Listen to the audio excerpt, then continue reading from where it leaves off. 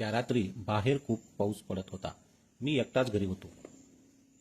दारावर टकटक आवाज झाला. मी दरवाजा उघडून पाहिलं तर दारात एक सुंदर पावसात भिजत असलेली तरुणी उभा होती. अंधार खूप झाला होता. ती म्हणाली, मी वाट चुकली आहे, बाहेर खूप पाऊस येत आहे. थोड्या वेळासाठी आत येऊ का? मी तिला आतमध्ये घेतलं. ती पावसाने ओली चिंब झाली होती आणि तिला मी, नमस्कार मित्रांनो, मी संजय. मी एका डोंगराच्या कडेला माळ रानावर राहत होतो. माझं घर कौलारू होतं. माझ्या घराच्या आजूबाजूला केवळ शेती होती. रात्र झाली की आजूबाजूला भुंकणारे कुत्रे, दूर दूर अंतरावर हलणाऱ्या झाडांच्या सळसळ पानाचा आवाज, हेच माझं जीवन होतं. ते माझ्या सवयीचं झालं होतं. रोज सकाळी उठायचं, बैलांना चारा पाणी घालायचा, स्वयंपाक करायचा, हे सगळं स्वतःच करायचो. कारण माझे आई बाबा माझ्या लहानपणीच वारले होते. शेतात जायचं, दिवसभर शेतातील काम करायची. कुठलाही हट्ट नव्हता, कुठलीही तक्रार नव्हती. निसर्गाचा साथीदार बनवून आयुष्य जगायचं. हे जीवन जगत असतानाच माझ्या आयुष्यातील एक घटना घडली, ती मी तुम्हाला सांगणार आहे, ज्यामुळे माझं पूर्ण आयुष्यच बदललं. ती रात्र, त्या रात्री बाहेर विजा चमकत होत्या, पाऊस जोरात पडत होता. मी झोपण्याच्या तयारीत होतो. मी माझ्या कॉटवर जाऊन पडलो होतो. अंगावर चादर घेतली होती. तेवढ्यात टकटक असा आवाज आला. मी दचकलो. एवढ्या रात्री कोण असेल? चोर तर नसतील ना? माझ्या मनात विचारांनी थैमान घातलं. मी घरातून आवाज दिला, पण बाहेरून आवाज आला नाही. अंगावर ओढलेली चादर बाजूला केली आणि दार उघडलं आणि दरवाजातून बाहेर पाहिलं तर दरवाजाच्या बाहेर एक सुंदर 25-26 वर्षाची तरुण मुलगी होती. पावसाच्या पाण्यात चिंब भिजलेली, डोक्यावर ओढणी घेतलेली. तिचा चेहरा थरथरत होता. डोळे लाल बुंद झाले होते. ओठ थरथरत होते. ती खूपच सुंदर दिसत होती. क्षणभर मी काहीच बोललो नाही. ती सुद्धा माझ्याकडे पाहत होती. तिच्या डोळ्यातून मदतीचा हात पुढे येत होता. तेव्हा मी तिला विचारलं, कोण हवं आहे? ती शांत स्वरात म्हणाली, माफ करा, मला कुठे जायचं नाही. मी फसले आहे. मी थोडा वेळ इथे थांबू शकते का? बाहेर खूप पाऊस चालू आहे. मी पूर्ण भिजली आहे. तिच्या भिजलेल्या शरीरावरून ती खूपच तरुण आहे असं दिसत होतं. मी तिचे शब्द ऐकून थक्क झालो. मी तिला आतमध्ये घेतलं. घरातील माझा टॉवेल दिला. तिला अंग पुसायला सांगितलं. त्या टॉवेलने तिने तिचे केस झटकले. तोपर्यंत मी माझ्या जुन्या ट्रिकतून माझ्या आईची जुनी साडी तिला मी घालायला दिली. तेव्हा ती माझ्याकडे पाहत राहिली. माझं 2 खोल्याचं घर होतं. ती दुसऱ्या खोलीत गेली.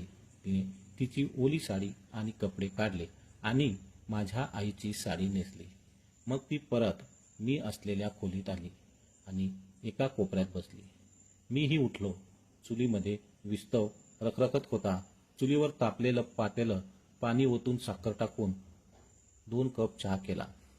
तिला 1 कप दिला. मी 1 कप घेतला. ती एकदम शांत बसली. बहुतेक आतून पूर्णपणे तुटलेली होती. मी तिच्या चेहऱ्याकडे पाहत होतो आणि तिला विचारलं, काय झालं? तशी ती भानावर आली. ती काही बोलत नव्हती. डोळे मिटून थोडा वेळ गप्प बसली. चहा पिऊ लागली आणि मग ती म्हणाली, माझं नाव शिवानी आहे. मी घरातून पळून आली आहे. मी एका मुलावर प्रेम केलं होतं.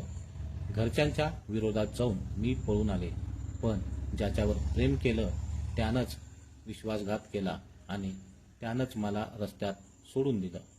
त्याचं काम झाल्यावर, त्याचं मन भरल्यावर मी शांतपणे तिची कहाणी बोलत होती. मी ऐकून घेत होतो. ती पुढे म्हणाली, माझे आईवडिलांना कसं तोंड दाखवू? समाज काय बोलेल? मी आता कुणाकडेही जाऊ शकत नाही. मरून जावावं असं वाटतंय. त्यानंतर ती रडायला लागली. माझ्या मनात एक प्रकारचं वादळ उठलं. माझ्यासमोर बसलेली ही शिवानी पूर्णपणे आतून तुटली होती. माझ्या घरात पहिल्यांदाच कोणीतरी असं थांबायला आलं होतं आणि तेही जीवनाच्या अशा तुटलेल्या वळणावर. मी तिला समजावून म्हणालो, तू इथेच राहा, चिंता करू नकोस. जे झालं ते झालं, पण तू आता सर्व विसरून जा आणि नवीन आयुष्य सुरू कर. ती माझं हे म्हणणं ऐकून माझ्या डोळ्यात डोळे घालून पाहू लागली. आमच्या दोघांच्या नजरा एकमेकांना भेटल्या. तिला म्हणालो, तू खाटेवर झोप, मी खाली झोपतो. ती म्हणाली, नको नको, तुम्हीच खाटेवर झोपा, मी खाली झोपते. इथे ठीक आहे. मी तिला जमिनीवर एक चटई अंथरून दिली. एक उशी आणि एक गोधडी पांघरायला दिली. त्या दिवशी मला खूप वेळ झोप आली नाही, पण काही वेळातच ती झोपी गेली, कारण ती दमली होती, पावसात भिजलेली होती. कुठून आली काय माहिती. हळूहळू पाऊस बंद झाला आणि रात्रही संपली. सूर्य उगवल्यावर मी झोपेतून उठलो. मीही उठून कॉटवर बसलो होतो. सकाळी उठल्याबरोबर एक नाजूक आवाज आला. ती म्हणाली, मी तुमची खूप आभारी आहे. मी जाते आता. तेव्हा मी म्हणालो, कुठे जाणार तू? वाट दिसेल तिकडे जाऊ. मी म्हणालो, काही दिवस इथेच राहा. तुझी मानसिक स्थिती ठीक नाही. ती काही वेळ शांत राहिली. ती पुढे म्हणाली, मी जेवण बनवू का आपल्या दोघांसाठी? मी कालपासून भुकेली आहे. मला भूक लागली आहे. मी म्हणालो, तुम्ही पाहुणे आहात, तुम्हाला कसं जेवण बनवायला लावू? मीच बनवतो. तिने मला जेवण बनवू दिलं नाही. तिला मी सर्व स्वयंपाकाच्या वस्तू दाखवल्या. तिने आमच्या दोघांसाठी जेवण बनवलं. मी बाकीचं आवरेपर्यंत स्वयंपाक बनला आहे. तिनं खूप छान स्वयंपाक बनवला होता. आम्ही दोघांनी एकत्र जेवण केलं.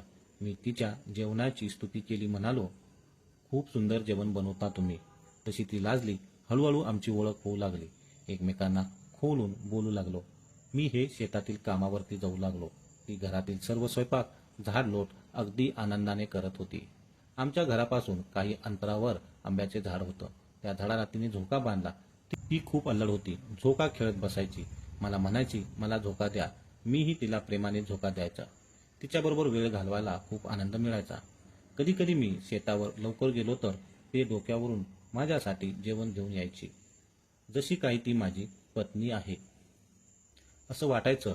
अशीच एखादी आपल्याला जीवनसाथी असावी. हळूहळू तिचा स्वभाव बदलू लागला.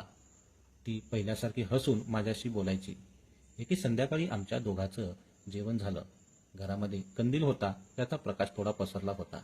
त्या रात्री मला थोडा थोडा ताप येऊ लागला होता. हळूहळू तो वाढत गेला. खूप ताप आला. मला ताप आल्यामुळे काही समजत नव्हतं. तिला खूप वाईट वाटलं. तिला माझी काळजी वाटू लागली. एका वाटीत पाणी घेतलं, त्यात मीठ टाकलं आणि तिनं घातलेल्या साडीच्या 2 चिंध्या फाडल्या. त्या पाण्यात भिजवल्या आणि माझ्या कपाळावरती रात्रभर मिठाच्या पाण्याच्या पट्ट्या बदलत होती. जेव्हा मी सकाळी उठलो तेव्हा मला समजलं, ती माझ्या बाजूला बसली होती. तिचा कधीही रात्री डोळा लागला हे तिला समजलंच नाही. मला तिनं घेतलेली काळजी, त्यामुळे माझं तिच्यावर प्रेम जडलं. असेच 2-4 दिवस गेले. एकदा मी शेतात गेलो होतो रात्रीच आणि सकाळी सकाळी घरी आलो. दरवाजा उघडला म्हणून मी घरात गेलो. मी आतमध्ये गेलो तसं माझं लक्ष तिच्याकडे गेलं. ती कपडे बदलत होती आणि तिनेही माझ्याकडे पाहिलं. तशी ती लाजली आणि पाठमोरी झाली. तसाच मी बाहेर निघून आलो. मला खूप वाईट वाटलं. आपण तिला तशा अवस्थेत पाहायला नको होतं. त्या संध्याकाळी आमच्या दोघांचे जेवण झाल्यानंतर शिवानी मला बोलता बोलता म्हणाली, तुमचं वय एवढं झालं आहे, तुम्ही लग्न का केलं नाही? तुम्हाला लग्न करायचं नाही का? मी म्हणालो, मी एकटाच असतो. माझे कोणी नातेवाईक नाहीत. कोण देणार मला मुलगी? शिवानी माझं हे वाक्य ऐकून पाहतच राहिली. त्या रात्री ती उशिरापर्यंत झोपली नाही. ती विचार करत होती की आमची कोणतीही ओळख नसताना या व्यक्तीने मला आसरा दिला. आमच्याकडे कधी वाईट नजरेनं पाहिलं नाही. मला कधी स्पर्श केला नाही. मी एकटी होते. तो माझा उपभोग घेऊ शकत होता, पण तो तसा वागला नाही. खूप प्रामाणिक आहे आणि त्याच्या आयुष्यात कोणी स्त्री सुद्धा नाही. तरी सुद्धा तो एवढ्या आनंदात राहतो. जर असा जोडीदार आपल्याला मिळाला तर किती आनंद होईल. तिला वाटू लागलं की कदाचित मी त्याच्या प्रेमात पडले. आकाशात तारांचा प्रकाश पसरला होता आणि दूर कुठेतरी निर्मळ शांतता होती. शिवानीच्या डोळ्यातून पाणी येत होतं. मी तिच्याकडे वळून पाहिलं. मला समजत नव्हतं की ती का रडत आहे. मी तिच्या जवळ गेलो आणि म्हणालो, तू एकटी नाहीस.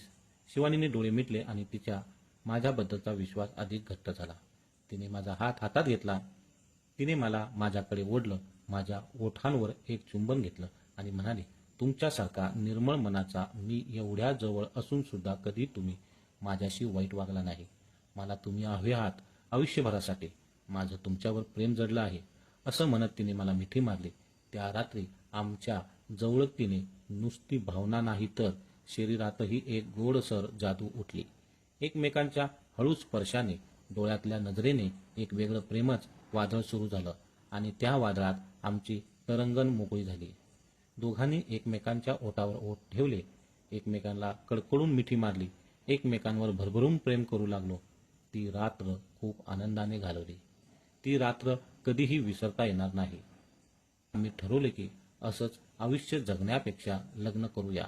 आनंदात राहूया, एखाद्या बाळाला जन्म देऊया आणि नवीन आयुष्य सुरू करूया. दोघांनीही लग्न केलं. लग्न झाल्यानंतर आम्ही खूप आनंदाने राहू लागलो. नवरा बायको सारखे. काही महिन्यात शिवानी गरोदर राहिली. तिला खूप आनंद झाला आणि मी तर खूप आनंदित होतोच, कारण मला सोन्याहून पिवळी बायको मिळाली होती. माझ्यावर जीव लावणारी, माझ्यासाठी हे सर्व काही करणारी. आम्हाला एक गोंडस मुलगा झाला. त्यामुळे आमच्या 2 हाताचे